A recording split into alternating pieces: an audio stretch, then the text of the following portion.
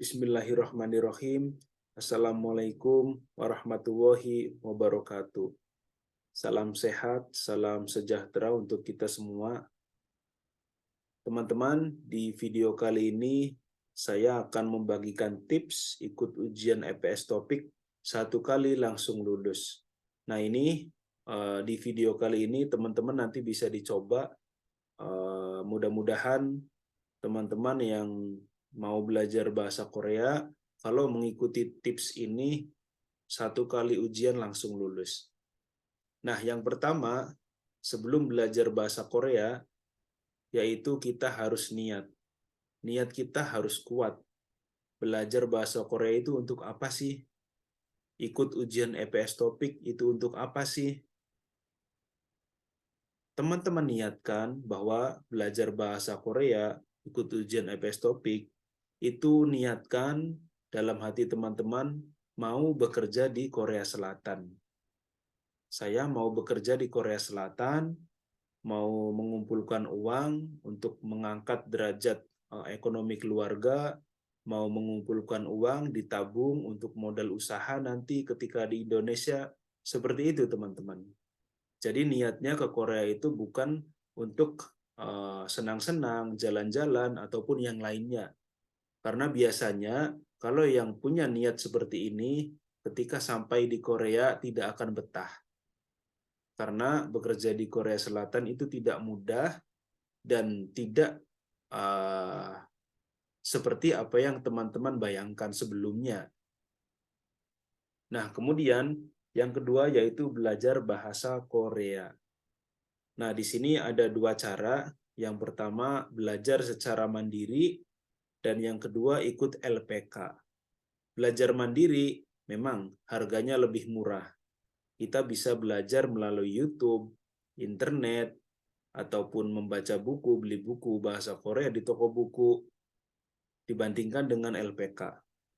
Tetapi di sini saya menyarankan apabila teman-teman masih pemula yang mau belajar bahasa Korea untuk bekerja di Korea Selatan, lebih baik ikut LPK, teman-teman. Meskipun harganya sedikit mahal daripada belajar mandiri, ya nggak apa-apa lah. Itu kan ilmu juga gitu. Banyak di sini kekurangan belajar mandiri.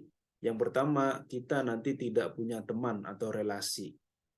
Dan kedua, terkadang malas. Kita belajar mandiri itu kadang sehari belajar, sehari enggak, susah untuk konsisten. Nah, kalau ikut LPK, kita lebih banyak wawasan, banyak teman, dan juga kita ketika mengalami kesulitan, itu nanti ada yang mengarahkan. Kita bisa nanya kepada guru. Bagaimanapun kita tuh butuh guru, teman-teman. Kita meskipun bisa belajar mandiri, tapi tidak ada yang mengarahkan, tidak ada yang membimbing, tidak ada yang dimintai bantuan kalau kita mengalami kesulitan. Tapi kalau di LPK, semuanya teman-teman itu akan dapatkan. Teman juga dapat, ilmu juga dapat, kemudian juga ketika mengalami kesulitan pasti dibantu oleh guru. Nanti teman-teman yang pertama di LPK atau belajar mandiri, yang pertama belajar basic dulu, teman-teman. Jadi untuk pemula belajar basic tentang huruf Hangul, kemudian huruf vokal, huruf konsonan, angka sino, angka asli, dan lain-lain.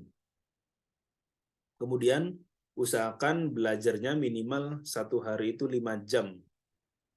Nah ini kalau belajarnya 5 jam sehari, saya yakin dalam jangka waktu 6 bulan, teman-teman pasti menguasai. Nah, kemudian yang C ada hafal minimal 3.000 kosakata. Nah, ini penting, teman-teman. Jadi selain kita menguasai basic dan moonbob, kosakata juga penting. Karena nanti untuk mengerjakan soal-soal dibutuhkan kematangan dari segi kosakata. Usahakan 3.000 kosakata ini harus di luar kepala. Kalau kita kosakatanya tidak tahu, bagaimana kita cara mengerjakan soalnya nanti? Nah, kemudian yang D ada kuasai textbook 60 bab. Di web BP2MI juga sudah tersedia textbook yang 60 bab. Silahkan tinggal teman-teman pelajari setelah belajar basic. Jangan langsung textbook. Belajar basic dulu, teman-teman. Kemudian baru belajar Moonbob, habis Moonbob baru belajar textbook, dibahas.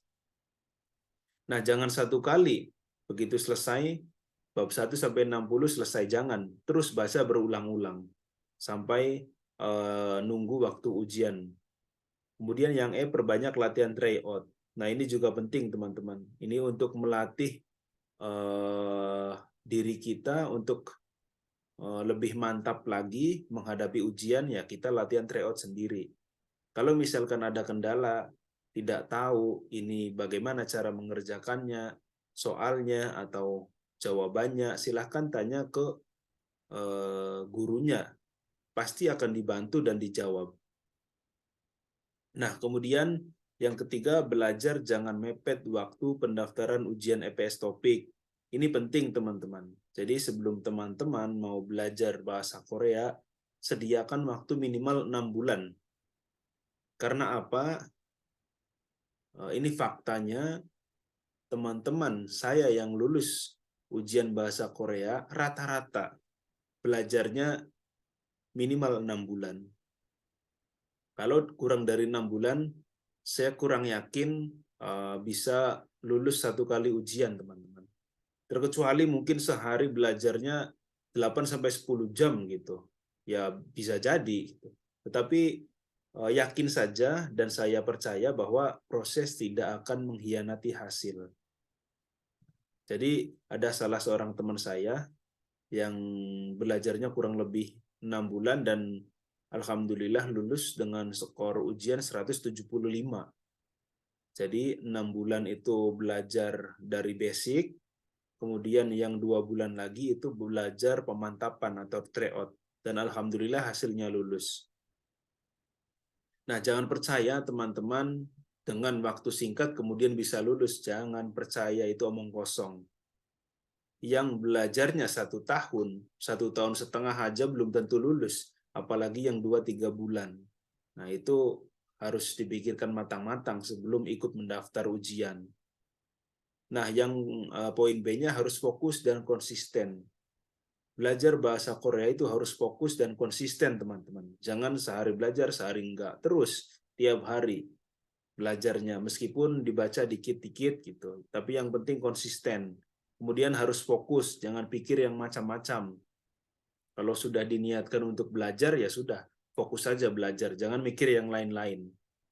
Kemudian yang terakhir, minta doa sebelum pendaftaran dan sebelum ujian. Ini juga penting. Jadi kalau masih punya orang tua, silahkan teman-teman minta doa dulu sebelum mendaftar. Minta doa ke ayah, ibu, atau suami ke istrinya, istri ke suaminya, itu penting, teman-teman.